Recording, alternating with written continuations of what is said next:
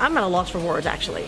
I've learned a lot. She's got a great group of people here. I've connected with a lot of people, and the support system that you would get with Jena is just amazing. 2012, I said what I said to my husband. I committed, and I now stand with a $500,000 business because of it.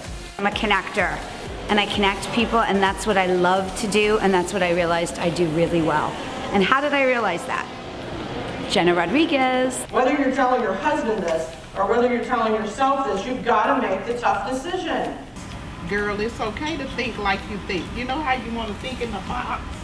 I'm not a box girl. So what do you have to say?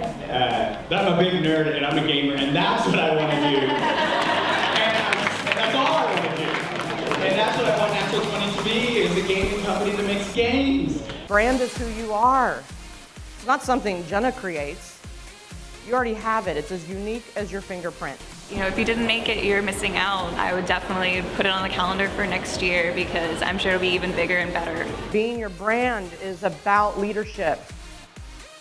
If you aren't leading, you're playing it safe. We're not going to be safe this week.